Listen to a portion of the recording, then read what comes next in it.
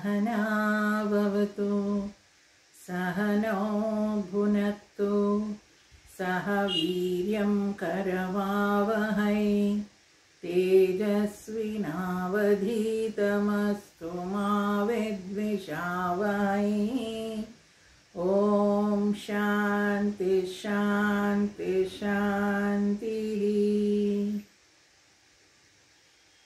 गुरु ब्रह्मा गुरु विष्णु गुरुदेवो महेश्वरः गुरु साक्षात् परब्रह्म तस्मै श्री गुरवे नमः तस्मै श्री गुरवे नमः। प्रश्नोपनिषत्तु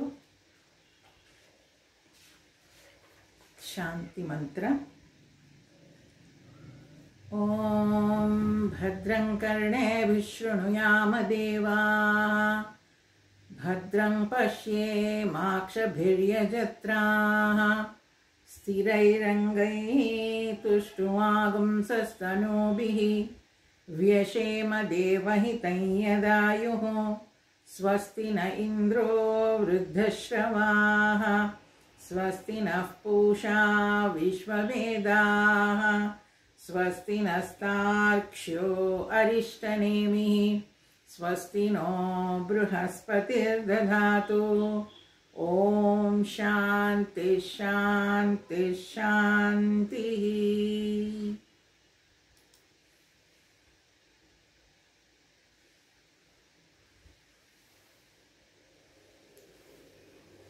ಪ್ರಶ್ನೋಪನಿಷತ್ತಿನಲ್ಲಿ 5ನೇ ಪ್ರಶ್ನೆಯನ್ನು ನಾವು ವಿಚಾರ ಮಾಡ್ತಾ ಇದ್ವಿ.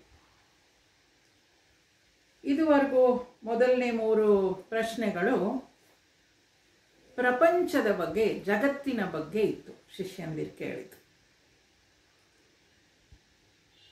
ಅದಾದ್ಮೇಲೆ 4ನೇ ಪ್ರಶ್ನೆ ಅವಸ್ಥಾತ್ರಯಗಳ ಬಗ್ಗೆ ಇತ್ತು. ಶರೀರದ ಮಟ್ಟದಲ್ಲಿ ಜಾಗೃತ ಪುರುಷ, ಶರೀರ ನಾವು ಎಚ್ಚರವಾಗಿರುವಂಥದ್ದು ಏನು ಅಂತ ಹೇಳಿದ್ರೆ ಜಾಗೃತ ಪುರುಷ. ಮನಸ್ಸಿನ ಮಟ್ಟದಲ್ಲಿ ಕನಸು ಕಾಣುವವನು, ಡ್ರೀಮರ್, ಕನಸು ಕಾಣುವವನಾಗಿರ್ತೀನಿ, ಅಥವಾ ಜೀವ ಅನ್ನೋದು 2ನೇ ಅವಸ್ಥೆ ಆಗಿರುತ್ತೆ. ಅಂದರೆ ಅವಸ್ಥೆಗಳಲ್ಲಿ 2ನೇದು. 3ನೇದು ಏನಪ್ಪಾ ಅಂತ ಹೇಳಿದ್ರೆ, ಆ ಎಚ್ಚರ, ಕನಸು, ನಿದ್ರೆಗೆ ಅಲ್ಲೊಂದು ಅಧಿಷ್ಠಾನ ಇದೆ. ಆ ಸಬ್ಸ್ಟ್ರಾಟಮ್ ಅಂತ ಏನು ಹೇಳ್ತೀವಿ, ಅದು ಚೈತನ್ಯ ಶಕ್ತಿ. ಆ ಚೈತನ್ಯ ಶಕ್ತಿ 3 ಅವಸ್ಥೆಗಳಲ್ಲೂ ಇದೆ. ಅದನ್ನ ಆತ್ಮ ಅಂತ ಕರೀತಾರೆ ಅನ್ನೋದನ್ನ ನೋಡಿದ್ವಿ. ಅಲ್ಲಿಗೆ ಮೊದಲಿನ ಪ್ರಶ್ನೆಗಳೆಲ್ಲ ಏನು ಅಂದ್ರೆ ವಾಟ್ ಆಮ್ ಐ ಅಂತಿತ್ತು, ಏನ್ ನಾನು ಅಂತ. 4ನೇ ಪ್ರಶ್ನೆಗೆ ಬರೋಷ್ಟರಲ್ಲಿ ಹೂ ಆಮ್ ಐ, ನಾನು ಯಾರು ಅನ್ನೋದನ್ನ ನೋಡ್ಲಿಕ್ಕೆ ಶುರುವಾಯಿತು. ಈಗ 5ನೇ ಪ್ರಶ್ನೆ ಸತ್ಯಕಾಮ ಹಾಗೂ ಪಿಪ್ಪಲಾದರು ಮಾತನಾಡ್ತಾ ಇರೋದು ಓಂಕಾರೋಪಾಸನೆಯ ಫಲವೇನು ಅಂತ.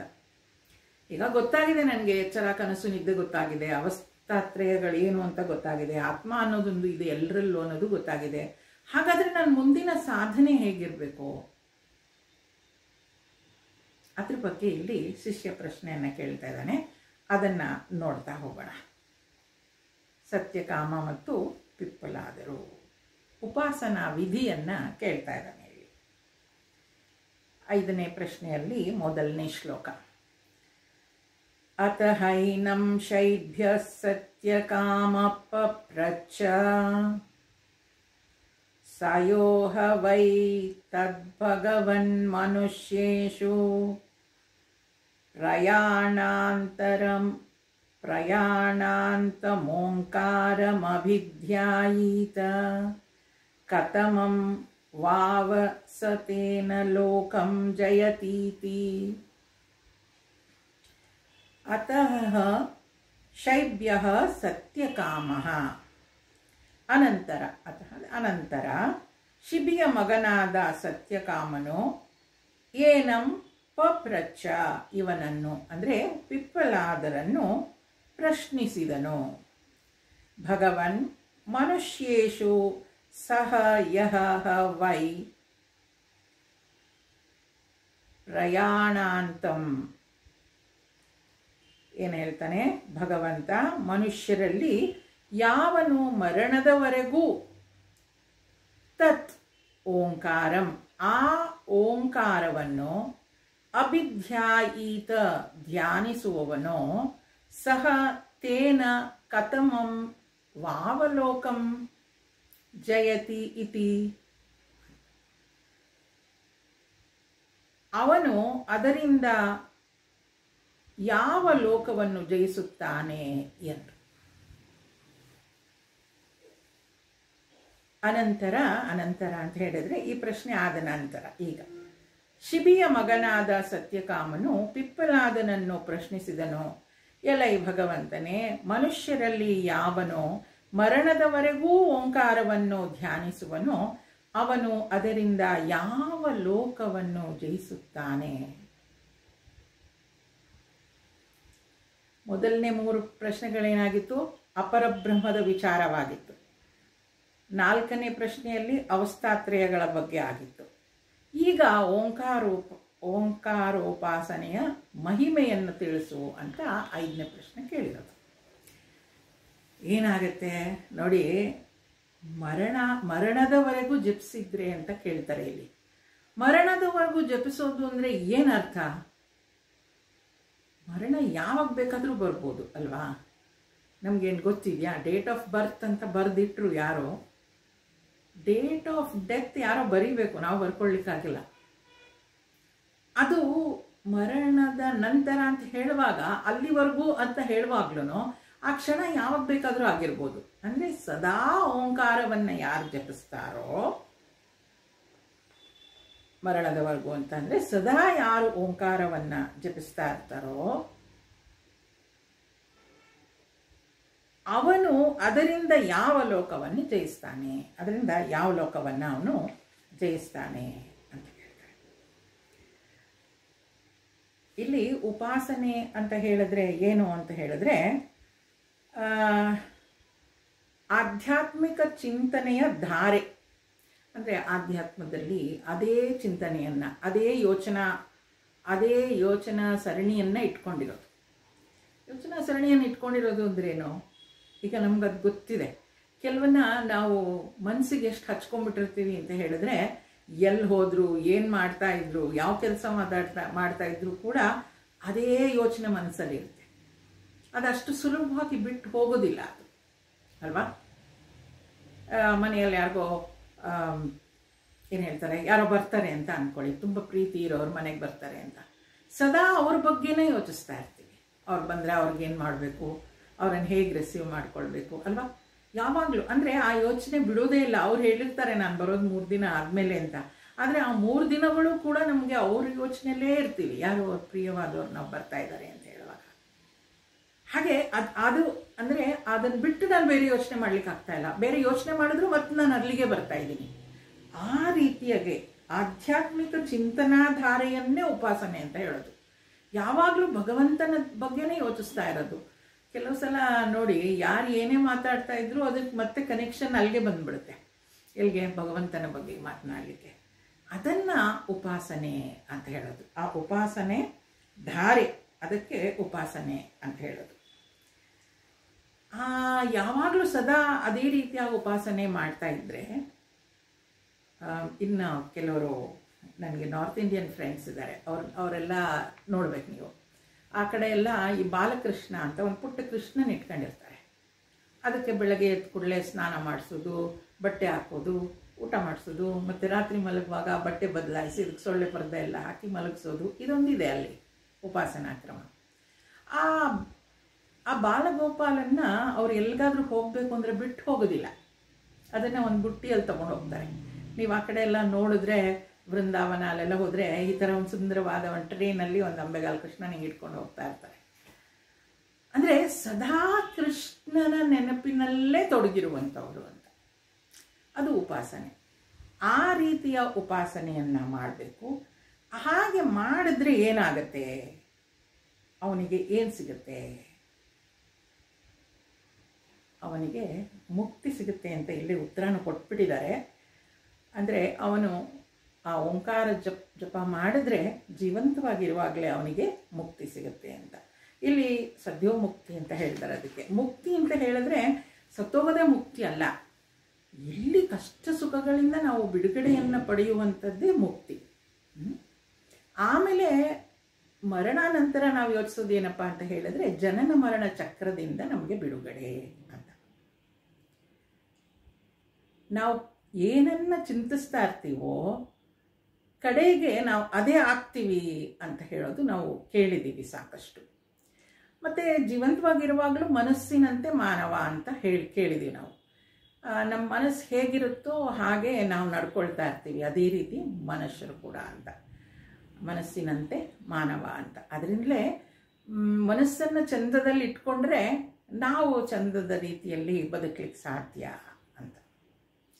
ಇಲ್ಲಿ ಪ್ರಶ್ನೆ ಕೇಳಿರೋದು, ಓಂಕಾರೋಪಾಸನೆಯನ್ನು ಮಾಡಿದವನು ಏನಾಗ್ತಾನೆ ಅಂತ. ಅದಕ್ಕೆ ಉತ್ತರ ಕೊಡ್ತಾ ಇದ್ದಾರೆ ಗುರುಗಳು. ತಸ್ಮೈ ಸಹೋವಾಚ ಏತದ್ವೈ ಸತ್ಯಕಾಮ ಪರಂ ಚಾಪರಂ ಚ ಬ್ರಹ್ಮ ಯದೋಂಕಾರಃ ತಸ್ಮಾತ್ ವಿದ್ವಾನೇ ತೇನೈವಾಯತನೇ ನೈಕತರಮನ್ವೇತಿ. ಸಹ ಅವನು ಪಿಪ್ಪಲಾದನು ತಸ್ಮೈ ಉವಾಚ ಅವನಿಗೆ ಅಂದರೆ ಸತ್ಯಕಾಮನಿಗೆ ಹೇಳಿದನು. ಸತ್ಯಕಾಮ ಯತ್ ಏತತ್ ವೈ, ಎಲೈ ಸತ್ಯಕಾಮನೆ ಈ ಯಾವುದು ಪರಂಚ ಅಪರಂಚ ಅಪರಂ ಬ್ರಹ್ಮಚ, ಯಾವುದು ಪರಬ್ರಹ್ಮವೆಂದು ಅಪರ ಬ್ರಹ್ಮವೆಂದು ಯಾವುದುಂಟೋ ಅವೆರಡೂ ಓಂಕಾರವು ತಸ್ಮಾತ್ ಆದುದರಿಂದ ವಿದ್ವಾನ್ ತಿಳಿದವನು ಏತೇನ ಏವ ಆಯತನೇನ ಈ ಆಲಂಬನೆಯಿಂದಲೇ ಏಕತರಂ ಇವೆರಡರಲ್ಲಿ ಒಂದನ್ನು ಅನ್ವೇತಿ ಅನುಸರಿಸುತ್ತಾನೆ. ಪಿಪ್ಪಲಾದನು ಸತ್ಯಕಾಮನಿಗೆ ಹೇಳಿದನು, ಎಲೈ ಸತ್ಯಕಾಮನೆ, ಪರಬ್ರಹ್ಮ ಒಂದೇ, ಪರಬ್ರಹ್ಮವೆಂದು ಅಪರಬ್ರಹ್ಮವೆಂದು ಯಾವುದುಂಟೋ ಅವೆರಡೂ ಓಂಕಾರವೇ. ಆದ್ದರಿಂದ ತಿಳಿದವನು ಈ ಆಲಂಬನದಿಂದ ಈ ಎರಡರಲ್ಲೊಂದನ್ನು ಅನುಸರಿಸುತ್ತಾನೆ ಎಂದು.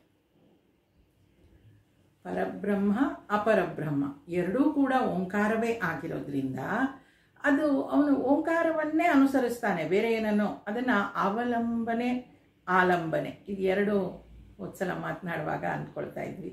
ಇಲ್ಲಿ ಆಲಂಬನ ಅಂದರೆ ಸಪೋರ್ಟ್ ತಗೊಳ್ತಾನೆ ಅಂತ. ಈಗ ಹಾಗೇನೆ ಧ್ಯಾನ ಮಾಡ್ಬೋದು. ಈಗ ಮೊದಲೆಲ್ಲ ನಮಗೆ ಧ್ಯಾನ ಮಾಡಬೇಕು ಅಂತ ಹೇಳಿದ್ರೆ ಒಂದು ನಾಮ ಜಪವನ್ನು ಇಟ್ಕೊಳ್ಳಿ ಅಂತ ಹೇಳ್ತಾರೆ. ಏನೂ ಇಲ್ಲದೇನೂ ಮಾಡ್ಬೋದು, ಆದರೆ ಏನೇನೋ ವಿಚಾರಗಳು ಬರ್ತಾ ಇರುತ್ತೆ ಅಡ್ಡಬಡ್ಡ. ಅದಕ್ಕೆ ಒಂದು ನಾಮ ಜಪವನ್ನು, ಒಂದು ದೇವರ ನಾಮವನ್ನು ಇಟ್ಕೊಂಡು ಜಪ ಮಾಡಿ ಅಂತ ಹೇಳ್ತಾರೆ. ಆಮೇಲೆ ಮಾಡ್ತಾ ಮಾಡ್ತಾ ಏನು ಹೇಳ್ತಾರೆ, ಆ ಸೈಲೆನ್ಸನ್ನು ಅಬ್ಸರ್ವ್ ಮಾಡಿ ಇನ್ ಬಿಟ್ವೀನ್. ಈಗ ಒಂದು ಓಂ ನಮಃ ಶಿವಾಯ ಹೇಳಿ ಅಥವಾ ಓಂಕಾರವನ್ನು ಹೇಳಿ ಇನ್ನೊಂದು ಓಂಕಾರ ಹೇಳೋದ್ರ ಮಧ್ಯೆ ಒಂದು ಸೈಲೆನ್ಸ್ ಇರುತ್ತೆ, ನಿಶ್ಶಬ್ದತೆ ಇರುತ್ತೆ. ಅದನ್ನು ಗಮನಿಸಿ. ನಮಗೆ ಏನಾದರೂ ಒಂದು ಆಲಂಬನೆ ಬೇಕು. ಈಗ ಚಿಕ್ಕ ವಯಸ್ಸಿಂದನೂ ನಾವು ಕೇಳಿದ್ದೀವಿ ಗಾಡ್ ಈಸ್ ಎವ್ರಿವೇರ್ ಅಂತ. ಹಾಗಂತ ಭಗವಂತನನ್ನು ನಾವು ಎಲ್ಲ ಕಡೆ ನೋಡೋದಕ್ಕಿನ್ನೂ ಆಗ್ತಾ ಇಲ್ಲ. ಅದಕ್ಕೇನು ಮಾಡ್ತೀವಿ, ದೇವರ ಗುಡಿಯಲ್ಲಿ ಒಂದು ಮನೆಯಲ್ಲಿ, ದೇವರ ಮನೆಯಲ್ಲಿ ಒಂದು ವಿಗ್ರಹವನ್ನು ಇಟ್ಕೊಂಡು ಮೊದಲು ಸಗುಣ ಉಪಾಸನೆಯನ್ನು ಮಾಡ್ತೀವಿ. ಅದನ್ನು ಮಾಡ್ತಾ ಮಾಡ್ತಾ ಮುಂದೆ ಏನಾಗಬೇಕು, ನಿರ್ಗುಣ ಉಪಾಸನೆ, ಎಲ್ಲೆಲ್ಲೂ ಭಗವಂತನನ್ನು ನೋಡೋದು ಕಲಿಬೇಕು. ಮೊದಲು ಭಗವಂತ ಅಲ್ಲಿದ್ದಾನೆ ಅಂತ ನೋಡೋದನ್ನು ಕಲಿ ಅಂತ ಗುರುಗಳು ಹೇಳ್ತಾರೆ. ಅದಾದ ನಂತರ ನೀನು ಎಲ್ಲ ಕಡೆ ಭಗವಂತನನ್ನು ನೋಡ್ಬೋದು, ಮೊದಲು ಅಲ್ಲ. ಹಾಗೆ ಇಲ್ಲೂ ಕೂಡ ಈ ಓಂಕಾರ ಉಪಾಸನೆ ಏನು ಮಾಡ್ತಾರೆ, ಪರಬ್ರಹ್ಮವೆಂದು ಅಪರಬ್ರಹ್ಮವೆಂದು ಯಾವುದುಂಟೋ ಅವೆರಡೂ ಓಂಕಾರವೇ. ಅಂದರೆ ಇಲ್ಲಿ ಜಡ ಮತ್ತು ಚೈತನ್ಯ ಎರಡೂ ಕೂಡ ಓಂಕಾರವೇ. ಯಾರು ಈ ರೀತಿಯಾಗಿ ತಿಳ್ಕೊಂಡು ಈ ಓಂಕಾರದ ಸಪೋರ್ಟ್ ತಗೊಂಡು ಅನುಸರಿಸ್ತಾನೋ ಅವನಿಗೆ ಮುಕ್ತಿ ಸಿಗತ್ತೆ ಅಂತ. ಓಂಕಾರ ಗೊತ್ತಿರೋ ಹಾಗೆ 3 ಮಾತ್ರೆಗಳು ಅಂತ ಹೇಳ್ತೀವಿ. ಆ ಓ ಮ. ಯೋಗ ಮಾಡೋರಿಗೆಲ್ಲ ಬಹುಶಃ ಓಂಕಾರ ಹೇಳುವಾಗ ಹೀಗೇ ಹೇಳಿ ಅಂತ ಹೇಳ್ಕೊಟ್ಟಿರ್ತಾರೆ. ಆ ಓ ಮಾ ಪೂರ ಬರಬೇಕು ಹಾಗೆ ಅಂತ. ಇಲ್ಲಿ ಆ ಓ ಮಾ ಅನ್ನೋದು ಏನನ್ನ ರೆಪ್ರೆಸೆಂಟ್ ಮಾಡುತ್ತೆ ಅಂತ ಹೇಳಿದ್ರೆ ಜಾಗ್ರತ್, ಸ್ವಪ್ನ, ಸುಷುಪ್ತಿ ಅಂತ ಈ 3 ಅವಸ್ಥೆಗಳನ್ನು ಅದು ಹೇಳುತ್ತೆ ಅಂತ. ಅಕಾರ ಜಾಗೃತ ಅವಸ್ಥೆ, ಉಕಾರ ಸ್ವಪ್ನಾವಸ್ಥೆ, ಮತ್ತು ಮಕಾರ ಸುಷುಪ್ತಿ ಅವಸ್ಥೆ. ಈ 3 ಕೂಡ ಮಾತ್ರೆಗಳು ಈ ಅವಸ್ಥೆಯನ್ನು ಪ್ರತಿನಿಧಿಸುತ್ತೆ ಅಂತ ಹೇಳ್ತಾರೆ. ಈ ಮಾತ್ರೆ ಅಂದರೆ ಏನಪ್ಪ ಅಂತ ಹೇಳಿದ್ರೆ, ಯಾರಾದರೂ ಕನ್ನಡ ಗ್ರಾಮರ್ ನಮ್ಮ ಸ್ಕೂಲಲ್ಲೆಲ್ಲ ಹೇಳ್ಕೊಡ್ತಾ ಇದ್ರು. ಮಾತ್ರೆ ಅಂತ ಹೇಳಿದ್ರೆ ಈ ಅ ಅಂತ ಉಚ್ಚಾರಣೆ ಮಾಡುವಾಗ ಒಂದ್ಸಲ ಕಣ್ಮುಚ್ಚಿ ಹಿಂಗೆ ತೆಗೆಯೋದ್ರೊಳಗೆ ಪೂರ್ತಿ ಮುಚ್ಚಿ ಹಿಂಗೆ ತೆಗೆದ್ರೆ ಅದು 1 ಮಾತ್ರೆ ಕಾಲ ಅಂತ ಹೇಳ್ತಾರೆ. ಅದನ್ನು 2 ಸಲ ಹಿಂಗೆ ಮುಚ್ಚಿ ತೆಗೆದ್ರೆ, ಕಣ್ಮುಚ್ಚಿ ಈ ಥರ ಪೂರ್ತಿ ತೆಗೆದ್ರೆ ಅದನ್ನು 2 ಮಾತ್ರೆ ಕಾಲ ಅಂತ ಹೇಳ್ತಾರೆ. ಇಲ್ಲಿ ಈ 3 ಮಾತ್ರೆಗಳ ಸಂಯೋಗದಿಂದ ಅಂತ ಹೇಳುವಾಗ ಇದು ಅಷ್ಟೇ ಸಮಯ ತಗೊಳ್ಳೋದು. ಓಂ ಹೇಳುವಾಗ ನಾವು 3 ಸಲ ಕಣ್ಮುಚ್ಚಿ ತೆಗೆಯೋಷ್ಟು ಆ ಓಮ 3 ಕೂಡ ಆಗಿರಬೇಕು. ಆ ರೀತಿಯಲ್ಲಿ ಉಚ್ಚಾರಣೆ ಆಗ್ತದೆ. ಇದನ್ನ ಹೇಳೋದ್ರಿಂದ ಏನೋ, ಈಗ ಈ 3 ಅವಸ್ಥೆಗಳೇನಿದೆ, ಜಾಗೃತ, ಸ್ವಪ್ನ, ಸುಷುಪ್ತಿ, ಅದರಾಚೆ ಒಂದು ತುರಿಯ ಅವಸ್ಥೆ ಇದೆ. ತುರಿಯ ಅವಸ್ಥೆ ಅಂದರೆ ಆ ಸ್ಥಿತಿ ಈ 3 ನೋಡ್ತಾ ಇದೆ. ಎಚ್ಚರ ನನಗೆ ಗೊತ್ತಾಗ್ತಾ ಇದೆ, ಕನಸು ಗೊತ್ತಾಗ್ತಾ ಇದೆ, ನಿದ್ರೆ ಕೂಡ ಗೊತ್ತಾಗ್ತಾ ಇದೆ. ಎದ್ಮೇಲೆ ಹೇಳ್ತಾ ಇದ್ದೀನಲ್ಲ, ಒಳ್ಳೆ ನಿದ್ದೆ ಬಂತು ಅಂತ. ಹಾಗಾದರೆ ಈ 3 ಅವಸ್ಥೆಗಳನ್ನು ಸಪೋರ್ಟ್ ಮಾಡ್ತಾ ಇರೋದು ಒಂದು ಅವಸ್ಥೆ ಇದೆ, ಅದು ತುರಿಯ ಅವಸ್ಥೆ ಅಂತ ಹೇಳ್ತಾರೆ. ಅದು 3 ಕಾಲದಲ್ಲೂ 3 ಅವಸ್ಥೆಗಳಲ್ಲೂ ಇರುತ್ತೆ. ಅದು ನಮ್ಮ ಗಮನಕ್ಕೆ ಬಂದಿರುವುದಿಲ್ಲ. ಅದನ್ನು ತುರಿಯಾವಸ್ಥೆ ಅಂತ ಹೇಳ್ತಾರೆ. ಆ ತುರಿಯಾವಸ್ಥೆಯನ್ನು ತಲುಪಲಿಕ್ಕೆ ಈ ಓಂಕಾರದ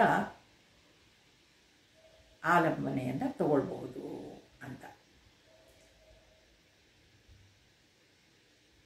ಇದೇ ಪರಮ ಸಂತೋಷವಾಗಿರುವಂತಹ ಸ್ಥಿತಿಯದು ಅಂತ. ಇದರಿಂದ ಬರುವ ಫಲ ಏನು ಅಂತ ಹೇಳಿದ್ರೆ ಕ್ರಮಮುಕ್ತಿ. ಅಂದರೆ ಈ ಓಂಕಾರವನ್ನು ಬ್ರಹ್ಮೋಪಾಸನೆಯನ್ನು ಮಾಡಿ ಅವನು ಬ್ರಹ್ಮವನ್ನೇ ಸೇರ್ತಾನೆ, ಅವನು ಬ್ರಹ್ಮೈಕ್ಯನಾಗ್ತಾನೆ ಅಂತ ಗುರುಗಳು ಇಲ್ಲಿ ಹೇಳಿದ್ದಾರೆ. ಓಂಕಾರದ ಮಾತ್ರೆಗಳನ್ನು ಒಂದೊಂದಾಗಿ ಉಪಾಸನೆ ಮಾಡುವುದರ ಫಲವನ್ನು ಮುಂದಿನ ಮಂತ್ರಗಳಲ್ಲಿ ವಿವರಿಸಲಾಗಿದೆ.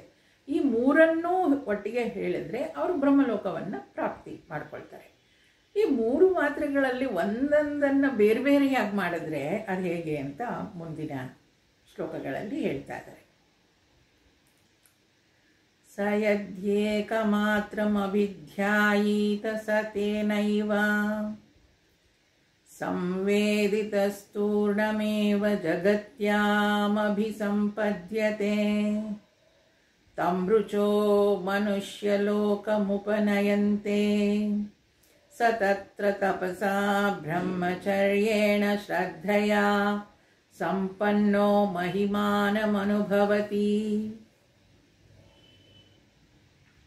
ಸಹ ಏಕಮಾತ್ರಂ, ಅವನು 1 ಮಾತ್ರೆಯನ್ನು ಯದಿ ಅಭಿಧ್ಯಾಯೀತ ಧ್ಯಾನಿಸಿದರೆ ಸಹತೇನ ಏವ ಅವನು ಅದರಿಂದಲೇ ಸಂವೇದಿತ ತಿಳಿದುಕೊಂಡು ತೂರ್ಣಂ ಏವ ಕೂಡಲೇ ಜಗತ್ಯಾಂ ಜಗತ್ತಿನಲ್ಲಿ ಮನುಷ್ಯಲೋಕಂ ಮನುಷ್ಯ ಜನ್ಮವನ್ನು ಅಭಿಸಂಪದ್ಯತೆ ಹೊಂದುತ್ತಾನೆ. ರುಚಃ ರುಕ್ಕುಗಳು ತಂ ಅವನನ್ನು ಮನುಷ್ಯಲೋಕಂ ಮನುಷ್ಯ ಜನ್ಮಕ್ಕೆ ಉಪನಯಂತೆ ಸೇರಿಸುತ್ತವೆ. ಸಹ ಅವನು ತತ್ರ ಅಲ್ಲಿ ತಪಸ್ಸಿನಿಂದಲೂ ಬ್ರಹ್ಮಚರ್ಯೇಣ ಬ್ರಹ್ಮಚರ್ಯೆಯಿಂದಲೂ ಶ್ರದ್ಧೆಯಿಂದಲೂ ಸಂಪನ್ನ ಕೂಡಿದವನಾಗಿ ಮಹಿಮಾನಂ ಮಹಿಮೆಯನ್ನು ಅನುಭವಿಸುತ್ತಾನೆ. ಅವನು ಒಂದು ಮಾತ್ರೆಯನ್ನು ಧ್ಯಾನಿಸಿದರೆ ಅದರಿಂದಲೇ ಅರಿತುಕೊಂಡವನಾಗಿ ಜಗತ್ತಿನಲ್ಲಿ ಪುನಃ ಮನುಷ್ಯ ಜನ್ಮವನ್ನು ಹೊಂದುತ್ತಾನೆ. ಋಕ್ಕುಗಳು ಅವನನ್ನು ಮನುಷ್ಯ ಜನ್ಮಕ್ಕೆ ಸೇರಿಸುತ್ತವೆ. ಅವನು ಅಲ್ಲಿ ತಪಸ್ಸಿನಿಂದಲೂ ಬ್ರಹ್ಮಚರ್ಯೆಯಿಂದಲೂ ಶ್ರದ್ಧೆಯಿಂದಲೂ ಕೂಡಿದವನಾಗಿ ಮಹಿಮೆಯನ್ನು ಅನುಭವಿಸುತ್ತಾನೆ. ಅಂದರೆ ಒಟ್ಟಾರೆ ಉಪಾಸನೆ 3 ಮಾತ್ರೆಗಳದ್ದು ಮಾಡಿದ್ರೆ ಅವರಿಗೆ ಪೂರ್ಣ ಫಲ ಸಿಗತ್ತೆ. ಆದರೆ ಬರೀ ಅಕಾರವನ್ನು ಜಪಿಸಿದ್ರೆ, ಅಂದರೆ ಏನಿದು ಅಂತ ಹೇಳಿದ್ರೆ, ಈಗ ಓಂಕಾರೋಪಾಸನೆಯನ್ನು ಮಾಡುವಾಗ ಅವ್ರು ಬರೀ ಅಂತ ಹೇಳ್ಕೊಂಡು ಕೂತಿರ್ತಾರೆ. ಆ ಥರ ಏನಿಲ್ಲ. ಅಂದರೆ ಅವರು ಓಂಕಾರವನ್ನು ಹೇಳುವಾಗ ಅವರಿಗೆ ಏನು ಬೇಕು ಫಲ, ಅವರು ಜಗತ್ತಿನ ಬಗ್ಗೆ ಅವರು ಸಂಕಲ್ಪ ಇಟ್ಕೊಂಡಿದ್ರೆ, ನನಗೆ ಈ ಜಗತ್ತಿನಲ್ಲಿ ಇದು ಬೇಕು, ನಾನು ಮನುಷ್ಯನಾಗಿ ಹುಟ್ಟಬೇಕು, ಅಥವಾ ನನಗೆ ಈ ಜಗತ್ತಿನಲ್ಲಿ ಇದು ಬೇಕು ಅನ್ನೋ ಒಂದು ಸಂಕಲ್ಪ ಇಟ್ಕೊಂಡು ಅವರು ಓಂಕಾರವನ್ನು ಹೇಳಿದ್ದೆ ಆದರೆ, ಅಥವಾ ಈ ಓಂಕಾರವನ್ನು ಹೇಳುವಾಗ ಅಕಾರವನ್ನು ಹೆಚ್ಚು ಹೊತ್ತು ಹೇಳಿ ಮಕಾರ ಕಡಿಮೆ ಹೇಳಿದ್ರೆ ಬೇರೆ ಬೇರೆ ಥರ ವ್ಯಾಖ್ಯಾನಕಾರರು ಹೇಳ್ತಾರೆ. ಈಗ ಓಂ ಅಂತ ನಮಗೆಲ್ಲ ಹೇಳುವಾಗ ಎಷ್ಟೊತ್ತು ಹೇಳ್ತೀವೋ ಮಕಾರನೂ ಅಷ್ಟೊತ್ತು ಹೇಳಬೇಕು ಅಂತ ಹೇಳ್ತಾರೆ. ಅಂದರೆ 3 ಸಮವಾಗಿರುತ್ತೆ ಅವಾಗ ಅಂತ. ಇನ್ನು ಕೆಲವರು ಓಂಕಾರ ಓಂ ನಿಲ್ಲಿಸ್ಬಿಡ್ತಾರೆ, ಅಲ್ಲಿ ಅಷ್ಟೇ ಹೇಳೋಕ್ಕಾಗದು ಉಸಿರಲ್ಲಿ. ಆ ಓಂಕಾರ ಯಾವ ಥರ ಬೇಕಾದರೂ ಹೇಳ್ಬೋದಲ್ಲ ನೋಡಿ.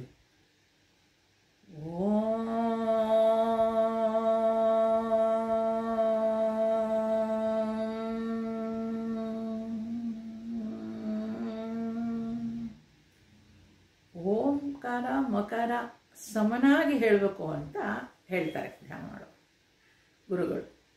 ಇನ್ನು ಕೆಲವರು ಅಕಾರವನ್ನೇ ಜಾಸ್ತಿ ಎಳೆದು ಮಕಾರ ಮತ್ತು ಉಕಾರ ಮತ್ತು ಮಕಾರವನ್ನು ಕಡಿಮೆ ಮಾಡ್ತಾರಲ್ಲ, ಅವರು ಅಕಾರ ಧ್ಯಾನ ಅಂತ ಅದಕ್ಕೆ ಹೇಳ್ತಾರೆ.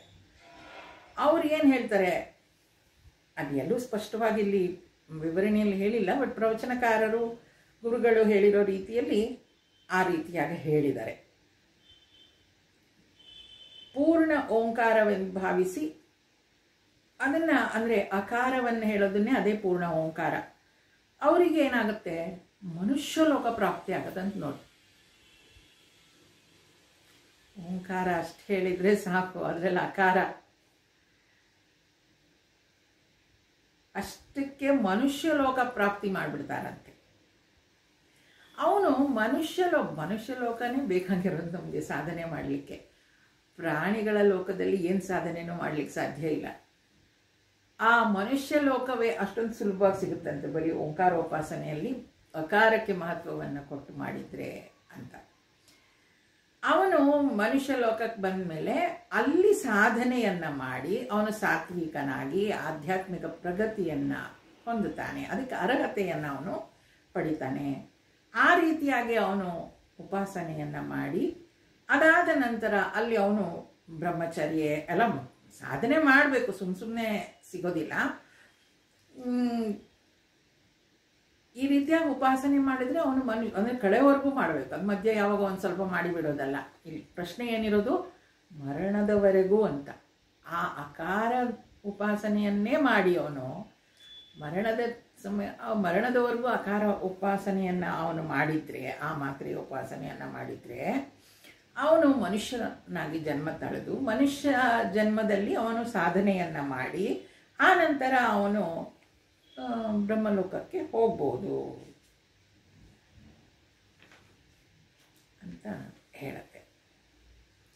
ಇಲ್ಲಿ ಯಾವುದೇ ಮಾಡಬೇಕಾದ್ರೂ ಶ್ರದ್ಧೆ ಹೊಂದಿರಬೇಕು. ಅಕಾರ ಉಕಾರ ಮಕಾರ ಯಾವ ಮಾತ್ರೆದೇ ಮಾಡಬೇಕಾದ್ರೂ ಕೂಡ ಅದಕ್ಕೆ ವೈರಾಗ್ಯ, ಬ್ರಹ್ಮಚರ್ಯ ಮತ್ತು ಶ್ರದ್ಧೆ ಇದೆಲ್ಲದರಿಂದ ಆ ಧ್ಯಾನವನ್ನು ಮಾಡಬೇಕು. ಈಗ ಆ ಓಮಲ್ಲಿ ಅಕಾರವನ್ನು ಅವನು ಜಪಿಸಿದರೆ ಮನುಷ್ಯ ಲೋಕದಲ್ಲಿ ಹುಟ್ಟುತ್ತಾನೆ, ಮನುಷ್ಯರಾಗಿ ಹುಟ್ಟುತ್ತಾನೆ. ಆದ್ದರಿಂದಲೇ ನೋಡಿ, ಮನುಷ್ಯ ಲೋಕ ಅಂತ ಹೇಳಿದರೆ ಅದು ಅತ್ಯಂತ ಶ್ರೇಷ್ಠವಾದ ಒಂದು ಜನ್ಮ. ಅದನ್ನು ಹಾಳು ಮಾಡಿಕೊಳ್ಳಬೇಡಿರೋ ಹುಚ್ಚಪ್ಪಗಳಿರ ಅಂತ ದಾಸರು ಹಾಡ್ತಾರೆ ಅಲ್ವಾ. ನಾವು ಬರೀ ಖಾನಾ ಪೀನಾ ಮೋಜು ಉಡಾನ ಇಷ್ಟೇನಾ ಇದು ಜೀವನ ಅಲ್ಲ, ಅದಕ್ಕಿಂತಲೂ ಹೆಚ್ಚಿನದು ಏನೋ ಇದೆ, ಅದನ್ನು ಏನು ಮಾಡ್ಬೋದು ಅಂತ ತಿಳ್ಕೊಳ್ಳೋದಕ್ಕೆ ಈ ಅಧ್ಯಾತ್ಮವನ್ನು ನಾವು ಅಧ್ಯಯನ ಮಾಡೋದು. ಮೊನ್ನೆ ಯಾವುದೋ ಒಂದು ಹೈಸ್ಕೂಲ್ ಹುಡುಗಿಗೆ ನಾನು ಗೀತೆ ಬಗ್ಗೆ ಹೇಳುವಾಗ ಅದೇ ಹೇಳ್ತಾ ಇದ್ದೆ, ಏನಕ್ಕೆ ಗೀತೆಯನ್ನು ಓದಬೇಕು ಅಂತ ಹೇಳುವಾಗ, ನೋಡಿ, ಒಂದು ಮೊಬೈಲ್ ನಾವು ತೊಗೊಂಡ್ರೆ ಅದರಲ್ಲಿ ಎಷ್ಟೊಂದು ಫೀಚರ್ಸ್ ಇರುತ್ತೆ, ಆದರೆ ನಮ್ಗೆ ಅಷ್ಟು ಫೀಚರ್ಸ್ ಏನು ಗೊತ್ತಿರಲ್ಲ ಅಥವಾ ಕಂಡುಕೊಂಡು ಇರಲ್ಲ. ನಾವು ಮ್ಯಾನ್ಯಲ್ ಓದಲಿಕ್ಕೆ ಹೋಗೋದಿಲ್ಲ, ನಮ್ಗೆ ಎಷ್ಟು ಬೇಕೋ ಅಷ್ಟನ್ನೇ ಉಪಯೋಗಿಸ್ತಾ ಇರ್ತೀವಿ. ಕಾಲ್ ಮಾಡೋದು, ವಾಟ್ಸಪ್ ಮಾಡೋದು, ಫೋಟೋ ತೆಗೆಯೋದು, ಇಷ್ಟಕ್ಕೆ. ಆದರೆ ಅದರಲ್ಲಿ ಇನ್ನೂ ಹೆಚ್ಚು ಫೀಚರ್ಸ್ ಇದೆ. ಆ ಫೀಚರ್ಸ್ ಏನು ಅನ್ನೋದು ನನಗೆ ಗೊತ್ತಾಗಬೇಕು ಅಂತಂದರೆ ನಾನು ಆ ಮ್ಯಾನ್ಯಲ್ನ ಓದಬೇಕು. ಹಾಗೆ ಈ ಮನುಷ್ಯ ಜನ್ಮದಲ್ಲಿ ಈಗ ನಾವೇನು ಮಾಡ್ತಾ ಇದ್ದೀವಿ, ಖಾನ ಪೀನ, ಮೋಜು ಉಡಾನ, ಮನೆ ಕಟ್ಟೋದು, ಇದು ಇಷ್ಟಕ್ಕೆ ಸೀಮಿತ ಅಲ್ದಲೆ ಅದಕ್ಕಿಂತಲೂ ಏನೋ ಹೆಚ್ಚಿನದು ಮಾಡ್ಬೋದು. ಆ ಹೆಚ್ಚಿನದು ಏನು ಮಾಡ್ಬೋದು ಅಂತ ತಿಳ್ಕೊಳ್ಳೋಕ್ಕೆ ಅಧ್ಯಾತ್ಮವನ್ನು ಓದಬೇಕು. ಅದಕ್ಕೆ ಇಲ್ಲಿ ಹೇಳ್ತಾ ಇದ್ದಾರೆ ನೋಡಿ, ಆ ಮನುಷ್ಯ ಜನ್ಮದಲ್ಲಿ ಅವನು ಹುಟ್ಟಿದ ಮೇಲೆ ಏನು ಮಾಡಬೇಕು? ಸಾಧನೆಯನ್ನು ಮಾಡಬೇಕು. ಯಾವುದಕ್ಕೆ ಸಾಧನೆಯನ್ನು ಮಾಡಬೇಕು? ಮೋಕ್ಷಕ್ಕೆ ಅಂತ ಹೇಳ್ತಾರೆ. ಮುಂದುವರಿಸ್ತಾ ಮುಂದಿನ ಅಕಾರ ಆದಮೇಲೆ ಉಕಾರವನ್ನು ಹೇಳಿದ್ರೆ ಏನಾಗತ್ತೆ ಅಂತ ಹೇಳ್ತಾರೆ. ಅಥ ಯದಿ ದ್ವಿಮಾತ್ರೇಣ ಮನಸಿ ಸಂಪದ್ಯತೆ ಸೋಂತರಿಕ್ಷಂ ಯಜುರ್ಭಿರುನ್ನೀಯತೆ ಸೋಮಲೋಕಂ ಸ ಸೋಮಲೋಕೆ ವಿಭೂತಿಮನುಭೂಯ ಪುನರಾವರ್ತತೆ. ಅಥ ದ್ವಿಮಾತ್ರೇಣ ಪುನಃ, ಅಥ ಪುನಃ ಎರಡನೆಯ ಮಾತ್ರೆಯಿಂದ ಯದಿ ಅಧಿಧ್ಯಾಯೀತ ಧ್ಯಾನಿಸಿದರೆ ಆಗ ಏನಾಗುತ್ತೆ? ಮನಸ್ಸಿ ಸಂಪದ್ಯತೆ, ಮನಸ್ಸಿನಲ್ಲಿ ಆತ್ಮಭಾವವನ್ನು ಹೊಂದುತ್ತಾನೆ.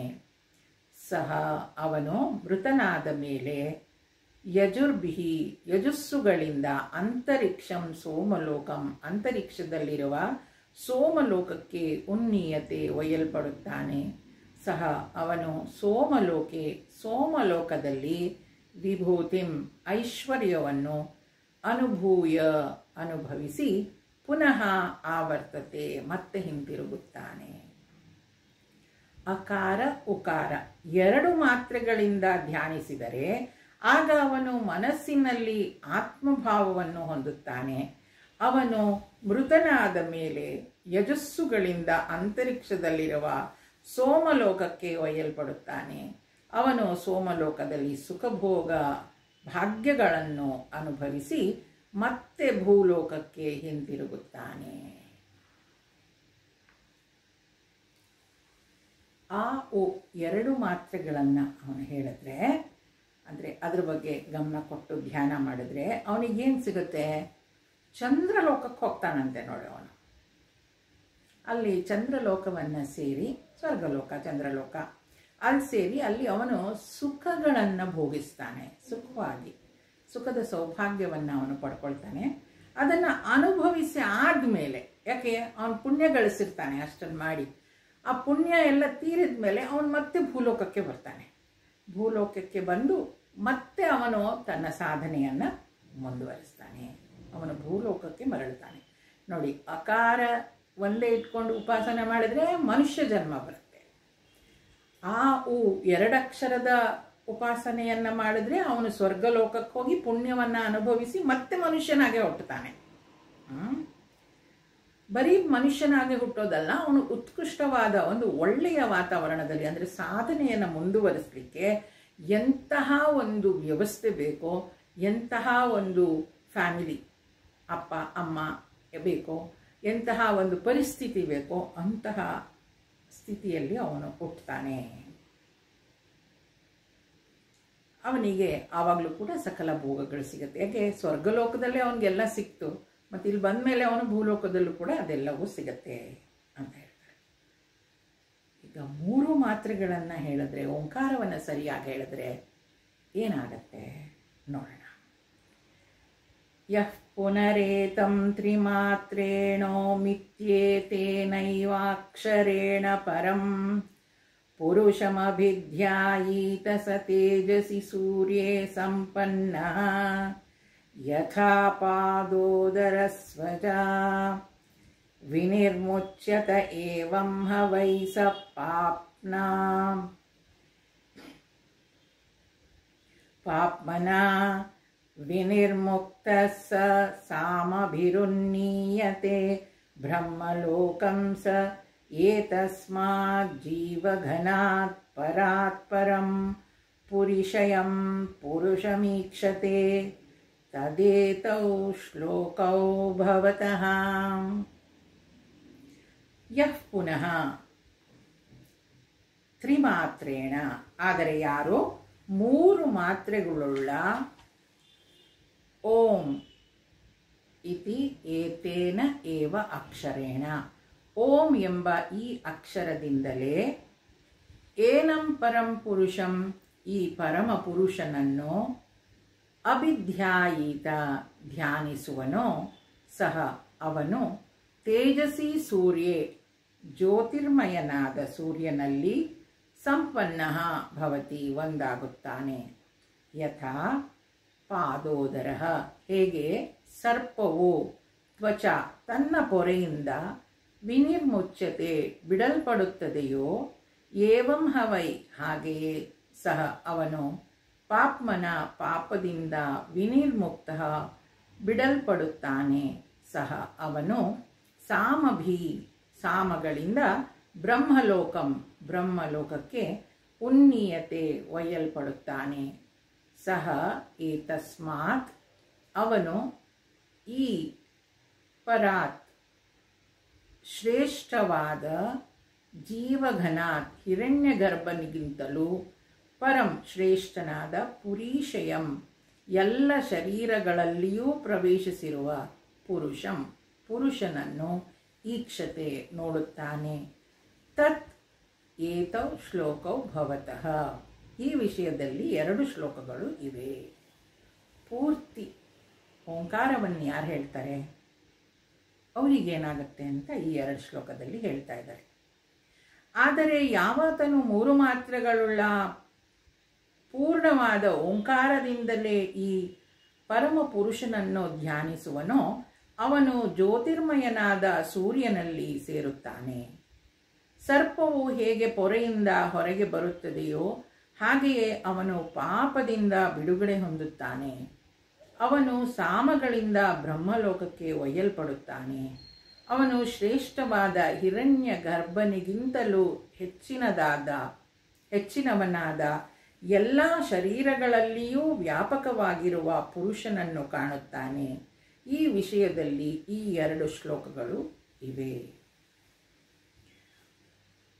ಓಂಕಾರ 3 ಮಾತ್ರೆಗಳನ್ನು ಸೇರಿ ಆ ಓಮ ಓಂಕಾರೋಪಾಸನೆಯನ್ನು ಯಾರು ಮಾಡ್ತಾರೋ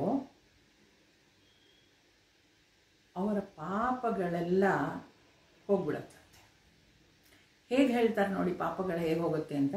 ಹಾವು ಪೊರೆ ಬಿಡುತ್ತಲ್ವ, ಅದೆಲ್ಲೋ ಸಿಕ್ಕಾಕೊಂಡಾಗ ಅದು ಪೊರೆ ಮುಳ್ಳುಗೋ ಏನೋ ಚುಚ್ಕೊಂಡು ತನ್ನ ಮೇಲಿನ ಒಂದು ಚರ್ಮವನ್ನು ಬಿಟ್ಬಿಡುತ್ತೆ, ಪೊರೆ ಬಿಡುತ್ತೆ. ಹಾಗೆ ನಮ್ಮ ಮೇಲೆ ಅಂಟ್ಕೊಂಡಿರೋ ಪಾಪಗಳೆಲ್ಲ ಈ ಓಂಕಾರೋಪಾಸನೆಯಿಂದ ಆ ಪಾಪಗಳೆಲ್ಲ ಹೊರಟೋಗಿ ಎಲ್ಲಿಗೆ ಹೋಗ್ತಾನೆ ಅವನು? ತಿರ್ಗಾ ಬ್ರಹ್ಮಲೋಕಕ್ಕೆ ಹೊರಟೋಗ್ತಾನಂತೆ. ಬ್ರಹ್ಮಲೋಕಕ್ಕೆ ಒಯ್ತಾರೆ. ಬ್ರಹ್ಮಲೋಕದಲ್ಲಿ ಅವನಿಗೆ ಏನು ಅನುಭವ ಆಗುತ್ತೆ? ಅವನು ಹಿರಣ್ಯಗರ್ಭನಿಗಿಂತಲೂ ಅಂತ ಹೇಳ್ತಾರೆ ಹೆಚ್ಚಿನವನ, ಅಂದರೆ ಚೈತನ್ಯ ಶಕ್ತಿಯನ್ನು ಅವನು ಅರ್ಥಕೊಳ್ತಾನೆ. ಆ ಪರಬ್ರಹ್ಮನನ್ನು, ಎಲ್ಲ ಶರೀರದಲ್ಲೂ ಇರುವಂತಹ ಚೈತನ್ಯ ಶಕ್ತಿಯನ್ನು ಅರ್ಥಕೊಳ್ತಾನೆ. ಆ ಪುರುಷನನ್ನು ಅವನು ಅರಿತುಕೊಳ್ತಾನೆ ಅಂತ, ಅವನು ಅದನ್ನು ಕಾಣ್ತಾನೆ ಅಂತ. ಶರೀರ, ಮನಸ್ಸು, ಬುದ್ಧಿ, ಚೈತನ್ಯ ಶಕ್ತಿ. ಆ ಚೈತನ್ಯ ಶಕ್ತಿ ಎಲ್ಲರಲ್ಲೂ ಇರೋದು, ಅದೇ ಶಕ್ತಿ ಅನ್ನೋದು ಅದು ಅವನ ಅನುಭವಕ್ಕೆ ಬರುತ್ತೆ. ಯಾರು ಓಂಕಾರ ಉಪಾಸನೆಯನ್ನು ಮಾಡ್ತಾರೋ, 3 ಮಾತ್ರೆಗಳನ್ನು ಹೇಳ್ತಾರೋ ಅವರು ಅದನ್ನು ಕಂಡುಕೊಳ್ತಾರೆ ಅಂತ ಮುಂದುವರಿಸ್ತಾ ಇನ್ನೂ ಏನಾಗುತ್ತೆ ಅದನ್ನು ಹೇಳ್ತಾರೆ. ತಿಸ್ರೋ ಮಾತ್ರ ಮೃತ್ಯು ಮತ್ಯ ಪ್ರಯುಕ್ತ ಅನ್ಯೋನ್ಯಸಕ್ತ ಅನವಿಪ್ರಯುಕ್ತಾ ಕ್ರಿಯಾಸು ಬಾಹ್ಯಾಭ್ಯಂತರ ಮಧ್ಯಮಾಸು ಸಮ್ಯಕ್ ಪ್ರಯುಕ್ತಾಸು ನ ಕಂಪತೆ ಜ್ಞಃ. ಅನ್ಯೋನ್ಯಸಕ್ತ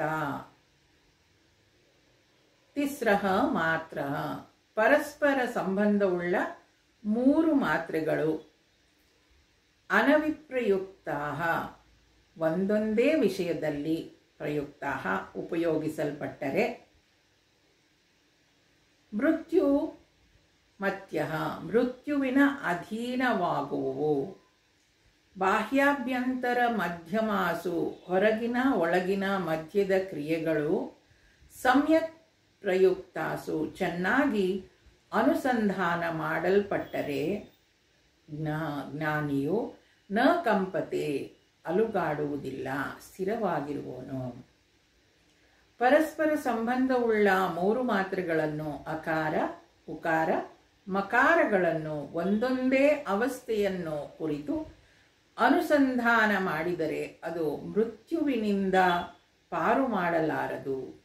ಅವಸ್ಥಾತ್ರಯಗಳನ್ನು ಒಟ್ಟುಗೂಡಿಸಿ ಓಂಕಾರ ಧ್ಯಾನವನ್ನು ಮಾಡಿದರೆ ಜ್ಞಾನಿಯು ಸ್ಥಿರವಾಗಿರುವನು. ಎಷ್ಟು ಸುಂದರವಾಗಿದೆ ನೋಡಿ.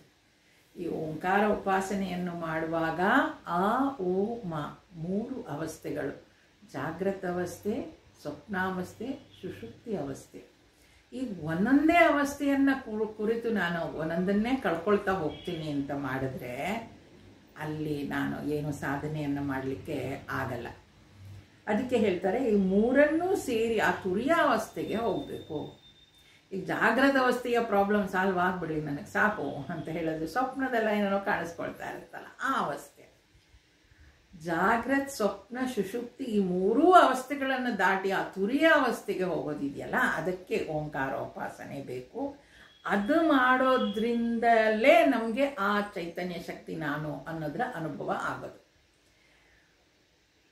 ಇಲ್ದಿದ್ರೆ ಈ ಅಕಾರ, ಉಕಾರ, ಮಕಾರ ಇಷ್ಟೇ ಒಂದೊಂದೇ ಮಾತ್ರೆಯನ್ನ ನಮ್ಗೆ ಇದು ಹೇಳೋವರೆಗೂ ನಮ್ಗೇನು ಗೊತ್ತಿರಲಿಲ್ಲ. ನಾವು ಓಂಕಾರೋಪಾಸನೆ ಓಂ ಅಂತಾನೆ ಮಾಡ್ತಾ ಇದ್ವಿ ಅಲ್ವಾ. ಆದರೆ ಇಲ್ಲಿ ಸ್ಪಷ್ಟವಾಗಿ ಹೇಳ್ತಾ ಇದ್ದಾರೆ ಏನಂತ, ಅದು ಮಾತ್ರೆಗಳನ್ನು ಪರಿಚ್ಛಿನ್ನವಾಗಿ ಅಲ್ವಾ ಬೇರೆ ಬೇರೆಯಾಗಿ ಉಪಾಸನೆ ಮಾಡಿದರೆ ಅದರ ಫಲ ಕೂಡ ಹಾಗೆ ಅಷ್ಟಷ್ಟೇ ಸಿಗುತ್ತೆ. ಈಗ ನನಗೇನು ಬೇಕು ಅಂತ ನನಗೆ ಗೊತ್ತು, ನಾನೇ ಡಿಸೈಡ್ ಮಾಡಬೇಕು. ಈಗ ನನಗೆ ಬರೀ ಈ ಮನುಷ್ಯ ಲೋಕನೇ ಸಾಕು. ಎಷ್ಟೋ ಜನಕ್ಕಿರುತ್ತೆ, ನಾನು ಎಷ್ಟು ಚೆನ್ನಾಗಿದೆ ಮನುಷ್ಯರಾಗಿ ಹುಟ್ಟೋದು, ಏನೆಲ್ಲ ಅನುಭವಿಸ್ಬೋದು, ನನಗೆ ಮುಂದಿನ ಜನ್ಮನೂ ಮನುಷ್ಯನಾಗೆ ಹುಟ್ಟಬೇಕು, ನಾನು ಅದೇ ಬೇಕು, ಆ ಥರ ಇರುತ್ತೆ ಆಸೆಗಳು. ಎಷ್ಟು ಚೆನ್ನಾಗಿರುತ್ತೆ ಸಾಧನೆ, ಎಷ್ಟೊಂದು ಜನ ಫ್ರೆಂಡ್ಸ್ ಇರ್ತಾರೆ, ಇನ್ನಷ್ಟು ನಾನು ಏನೇನೋ ನೋಡಬೇಕು, ಅಲ್ಲಿಗೆಲ್ಲ ಹೋಗಬೇಕು, ನಾನು ಮನುಷ್ಯನಾಗಿ ಹುಟ್ಟಬೇಕು ಅನ್ನೋ ಆಸೆ ಇರುತ್ತೆ. ಆ ಆಸೆ ಇಟ್ಕೊಂಡು ಓಂಕಾರೋಪಾಸನೆ ಮಾಡಿದ್ರೆ ಅಷ್ಟೇ ಕೊಡ್ತಾನೆ ಭಗವಂತ. ಆಯಿತು, ಮನುಷ್ಯನಾಗಿ ಹುಟ್ಟಬೇಕು, ಹುಟ್ಟು ಮನುಷ್ಯನಾಗಿ. ಅಕಾರ ಉಪಾಸನೆ ಏನದು, ಮನುಷ್ಯನಾಗಿ. ಉಕಾರ ಉಪಾಸನೆ ನನಗೆ ಇಲ್ಲಪ್ಪ ಇದಕ್ಕಿಂತ ಹೆಚ್ಚು ಅನುಭವಿಸ್ಬೇಕು, ನಾನು ಸ್ವರ್ಗಕ್ಕೆ ಹೋಗಬೇಕು, ಸ್ವರ್ಗಲೋಕದಲ್ಲಿರಬೇಕು, ಆ ರೀತಿಯಾಗಿ ನಾನು ಉಪಾಸನೆಯನ್ನು ಮಾಡಿದ್ರೆ ಹೋಗು ಅಂತ ಕಳಿಸ್ತಾನೆ, ಸ್ವರ್ಗಲೋಕಕ್ಕೆ ಹೋಗು ಅಂತ. ಆದರೆ ಅಲ್ಲಿ ಪುಣ್ಯವನ್ನು ಸಂಪಾದಿಸಿ ಪುಣ್ಯವನ್ನು ಎಲ್ಲ ಅಲ್ಲಿ ಅನುಭವಿಸಿದ ಮೇಲೆ ಮತ್ತೆ ಭೂಲೋಕಕ್ಕೆ ಬಂದು ಮನುಷ್ಯ ಲೋಕಕ್ಕೆ ಬಂದು ಮನುಷ್ಯ ಜನ್ಮವನ್ನು ಹೊಂದಿ ಅಲ್ಲಿ ಸಾಧನೆಯನ್ನು ಮಾಡಬೇಕು. ನನಗಿದು ಯಾವುದೂ ಬೇಡ, ನಾನು ಏನದು ಆ ಪರಬ್ರಹ್ಮನಲ್ಲಿ ಲೀನ ಹೋಗ್ಬಿಡ್ಬೇಕು, ನನಗೆ ಇದು ಯಾವುದು ಬೇಡ, ಮನುಷ್ಯ ಲೋಕವೂ ಬೇಡ, ಸ್ವರ್ಗಲೋಕವೂ ಬೇಡ, ನನಗೆ ಆ ನಿತ್ಯ ಶುದ್ಧ ಆನಂದ ಸ್ವರೂಪ ಏನಾಗಿದೆ ಅಲ್ಲಿ ನಾನು ನಿಲ್ಲಬೇಕು ಅಂತ ಹೇಳಿದ್ರೆ ಮೂರು ಮಾತ್ರೆಗಳನ್ನು ಸೇರಿ ಉಪಾಸನೆಯನ್ನು ಮಾಡಬೇಕು. ಅಂದರೆ ಆ ಭಾವದಿಂದ ನಾನು ಮಾಡಬೇಕು ಅಂತ ಸಂಕಲ್ಪ ನಂದು ಅದಾಗಿರಬೇಕು ಅಂತ. ಒಟ್ಟಾರೆಯಾಗಿ ಮೂರು ಮಾತ್ರೆಗಳನ್ನು ಸೇರಿ ಮಾಡಿದ್ರೆ ಅದು ಲಭಿಸುತ್ತೆ ಅಂತ ಹೇಳ್ತಾರೆ. ಮುಂದುವರೆಸ್ತಾ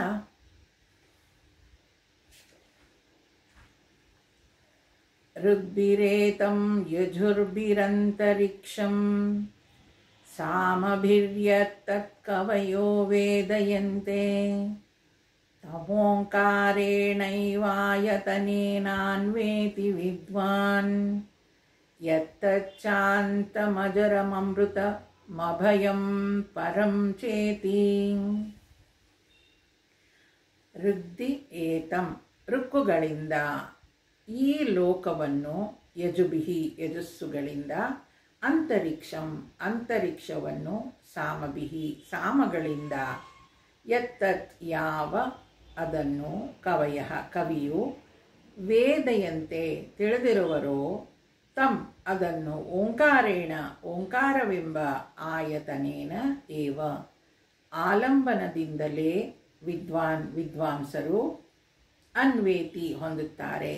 ಯತ್ತತ್ ಯಾವುದು, ಶಾಂತಂ ಶಾಂತವಾದ, ಅಜರಂ ಮುಪ್ಪಿಲ್ಲದ, ಅಮೃತಂ ನಾಶವಿಲ್ಲದ, ಅಭಯಂ ಭಯವಿಲ್ಲದ, ಪರಂ ಪರಬ್ರಹ್ಮವೋ, ತತ್ ಚ ಅದನ್ನು ಓಂಕಾರದಿಂದಲೇ ಹೊಂದುತ್ತಾನೆ. ಋಗ್ವೇದ ಮಂತ್ರಗಳಿಂದ ಈ ಲೋಕವನ್ನು, ಯಜುರ್ವೇದ ಮಂತ್ರಗಳಿಂದ ಅಂತರಿಕ್ಷವನ್ನು, ಸಾಮವೇದ ಮಂತ್ರಗಳಿಂದ ಯಾವುದನ್ನು ವಿದ್ವಾಂಸರು ತಿಳಿದಿರುವರೋ ಅದನ್ನು ಅಂದರೆ ಬ್ರಹ್ಮಲೋಕವನ್ನು, 3 ಮಾತ್ರೆಗಳ ಓಂಕಾರವನ್ನು ಸಮಷ್ಟಿಯಾಗಿ ಉಪಾಸನೆ ಮಾಡಿರುವ ಸಾಧಕನು ಹೊಂದುತ್ತಾನೆ. ಅವನು ಶಾಂತವಾದ, ಮುಪ್ಪಿಲ್ಲದ, ಮೃತ್ಯುವಿಲ್ಲದ, ಭಯವಿಲ್ಲದ ಪರಬ್ರಹ್ಮನನ್ನು ಪೂರ್ಣ ಓಂಕಾರದ ಆಲಂಬನದಿಂದಲೇ ಹೊಂದುತ್ತಾನೆ.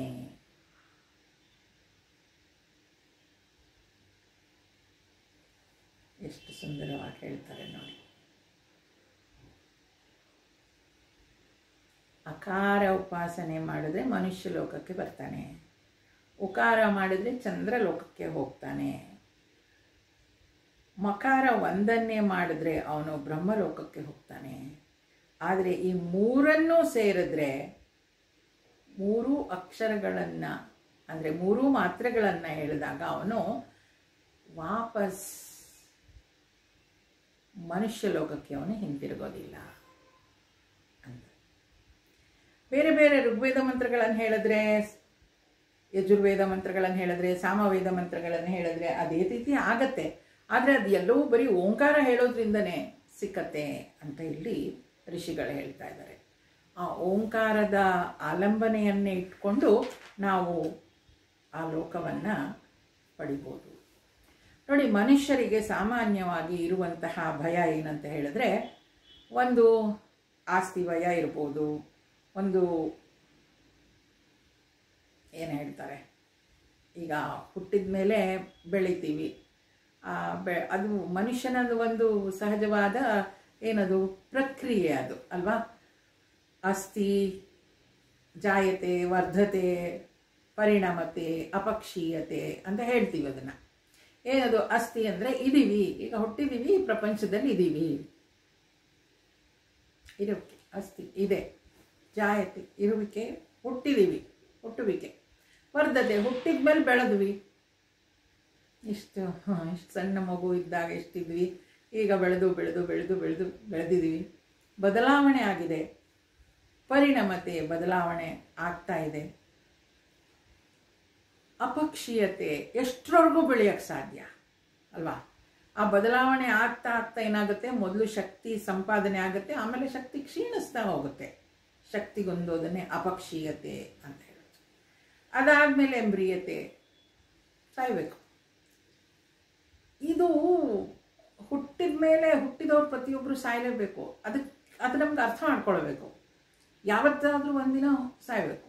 ಆ ಹುಟ್ಟಿದವರು ಸಾಯಲೇಬೇಕು ಅಂತ ಅಂದಾಗ ಆ ಸಾವು ಯಾವ ರೀತಿ ಇರುತ್ತೆ ಅನ್ನೋದು ಒಂದೇ ನಮಗೆ ಹೇಳ್ತಾರಲ್ವಾ, ಡೆತ್ ಈಸ್ ಅನ್ಎಕ್ಸ್ಪೆಕ್ಟೆಡ್ ಅಂತ. ವಿ ಡೋಂಟ್ ನೋ ಯಾವಾಗಿರುತ್ತೆ ಅಂತ.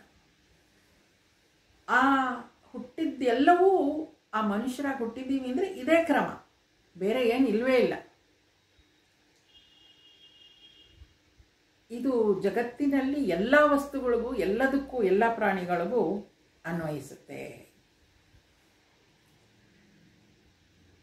ಅದಕ್ಕೆ ಈ ಥರ ಇರೋದ್ರಿಂದ ನಮ್ಮ ಜೀವನ, ನಮಗೆ ಭಯ ಯಾವುದರ ಬಗ್ಗೆ ಇರುತ್ತೆ, ಕಷ್ಟ ನಷ್ಟ, ಸೋಲು ದುಃಖ ದುರಂತ ಅಪಮಾನ ಅನಾರೋಗ್ಯ ನೋವು, ಈ ಕೊನೆಗೆ ಸಾವು, ಇದು ಎಲ್ಲದ್ರ ಬಗ್ಗೆನೂ ಭಯ ಇರುತ್ತೆ.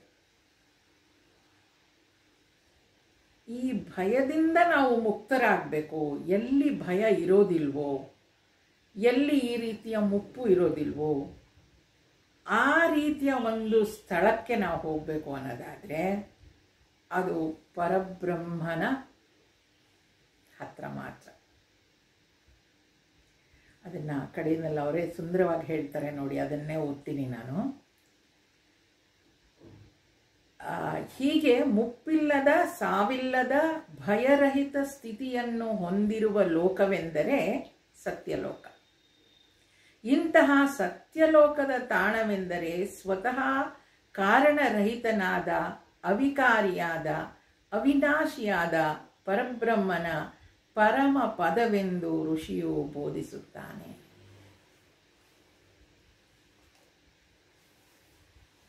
ಆದ್ದರಿಂದ ನಮ್ಮ ಸಾಧನೆ ಯಾವುದು ಬೇಕೋ ಅದನ್ನು ಕುರಿತಾಗಿ ನಾವು ಉಪಾಸನೆಯನ್ನು ಮಾಡಬೇಕು. ಓಂಕಾರ ಅಂತ ಹೇಳುವಾಗ ಅಕಾರ ಓಕಾರ ಮಕಾರ ಅದನ್ನು ಬೇರೆ ಬೇರೆ ಆಗಿ ಬರೀ ಅಂತ ಹೇಳ್ಕೊಂಡು ಕೂತ್ಕೊಳ್ಳೋದು ಅಂತ ಹೇಳ್ಕೊಳ್ಳೋದು ಆಗಲ್ಲ. ಈ ಓಂಕಾರವನ್ನು ಹೇಳುವಾಗ ನಾನು ಮನುಷ್ಯ ಲೋಕವನ್ನು ಸಂಕಲ್ಪವಾಗಿಟ್ಕೊಂಡು ಓಂಕಾರವನ್ನು ಉಪಾಸನೆಯನ್ನು ಮಾಡಿದ್ರೆ ಅದೇ ಸಿಗುತ್ತೆ. ಸ್ವರ್ಗಲೋಕ ಬೇಕು ಅಂತ ಉಪಾಸನೆಯನ್ನು ಮಾಡಿದ್ರೆ ಸ್ವರ್ಗಲೋಕ ಮಾತ್ರ ಸಿಗುತ್ತೆ. ಬ್ರಹ್ಮಲೋಕ ಬೇಕು ಅಂತ ಹೇಳಿದ್ರೆ ಓಂಕಾರ ಉಪಾಸನೆ ಮಾಡಿದ್ರೆ ಬ್ರಹ್ಮಲೋಕವೂ ಸಿಗುತ್ತೆ. ಅದಕ್ಕಿಂತ ಮುಂದಿನದು ಬೇಕು ನನಗೆ, ಏನದು ಈ ಮೂರು ಅವಸ್ಥೆಗಳನ್ನು ಮೀರಿದ ಆ ಪುರುಷನನ್ನು ನಾನು ತಿಳ್ಕೊಳ್ಬೇಕು ಅಂತ ಅಂದರೂ ಕೂಡ ಈ ಓಂಕಾರ ಉಪಾಸನೆಯನ್ನು ಪೂರ್ತಿಯಾಗಿ ಮಾಡಬೇಕು ಅಂತ ಋಷಿಗಳು ಹೇಳ್ತಾರೆ. ನೋಡಿ, ಮನುಷ್ಯರಾಗಿ ಹುಟ್ಟಿರ್ತೀವಿ, ಸ್ವರ್ಗಲೋಕಕ್ಕೆ ಹೋಗಿ ಬರ್ತೀವಿ, ಇದೆಲ್ಲ ಅಂದ್ಕೊಂಡ್ರೂ ಕೂಡ ಮತ್ತೆ ಮತ್ತೆ ಮನುಷ್ಯ ಲೋಕಕ್ಕೆ ನಾವು ಬರೋದು ಬೇಡ ಅಂತ ಯಾಕೆ ಹೇಳ್ಕೊಳ್ಳೋದು ಅಂತ ಹೇಳಿದ್ರೆ, ಮನುಷ್ಯ ಲೋಕದಲ್ಲಿ ಬಂದಿದ್ದೇವೋ, ಮನುಷ್ಯರಾಗಿ ಹುಟ್ಟಿದ್ದೇವೆ ಅಂತ ಹೇಳಿದ್ರೆ ಸುಖ ದುಃಖ ಎರಡೂ ಇದ್ದೇ ಇರುತ್ತೆ. ಪರ್ಸೆಂಟೇಜ್ ಬೇರೆ ಬೇರೆ ಇರ್ಬೋದು, ಇದ್ದೇ ಇರುತ್ತೆ. There is no choice. ಇಲ್ಲ ನೋಡಿ ಅವ್ರು ಎಷ್ಟು ಸುಖವಾಗಿದ್ದಾರೆ ಇರ್ಬೋದು, 99% ಸುಖ ಇರ್ಬೋದು ಅವ್ರಿಗೆ, 1% ದುಃಖ ಇದ್ದೇ ಇರುತ್ತೆ. ಇಲ್ಲದೇ ಇದ್ರೆ ಅವರು ಭೂಲೋಕದಲ್ಲಿ ಹುಟ್ಟೋದೇ ಇಲ್ಲ, ಮನುಷ್ಯ ಜನ್ಮ ಬರೋದೇ ಇಲ್ಲ. ಅವಾಗ 100% ನಾನು ಪುಣ್ಯವನ್ನೇ ಅನುಭವಿಸ್ಬೇಕು ಅನ್ನೋ ಹಾಗಿದ್ರೆ ಸ್ವರ್ಗಲೋಕದಲ್ಲಿ ಇರ್ತಾ ಇದ್ದೆ. ಬರೀ ದುಃಖವನ್ನೇ ಅನುಭವಿಸ್ಬೇಕು ಅನ್ನೋದಿದ್ರೆ ನಾನು ನರಕದಲ್ಲಿ ಇರ್ತಾ ಇದ್ದೆ. ಮನುಷ್ಯ ಲೋಕಕ್ಕೆ ಬಂದಿದ್ದೀನೋ ಪಾಪ ಪುಣ್ಯ ಎರಡನ್ನೂ ನಾನು ಅನುಭವಿಸ್ಬೇಕು. There is no other alternative. ಅನುಭವಿಸಲೇಬೇಕು.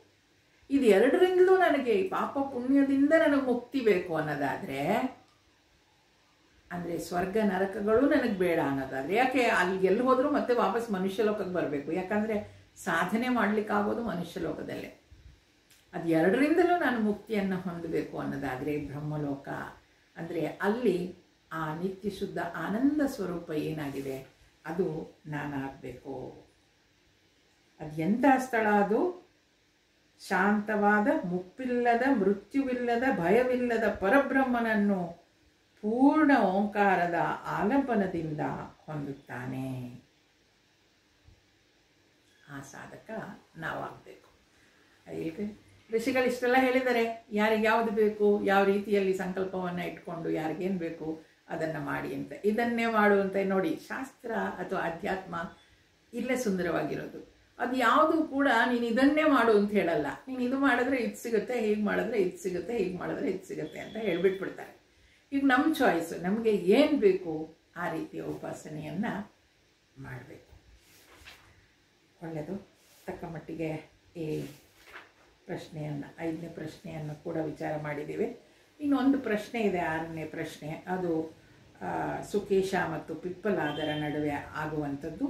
ಷೋಡಶ ಕಲೆಗಳ ಪುರುಷನ ಬಗ್ಗೆ ಅದು ಪ್ರಶ್ನೆಯನ್ನು ಕೇಳಿದ್ದಾರೆ. ಅದನ್ನು ಮುಂದಿನ ಕ್ಲಾಸಲ್ಲಿ ತಗೊಳ್ತೇನೆ, ಅಲ್ಲಿ ನಿಲ್ಲಿಸಿರ್ತೇನೆ.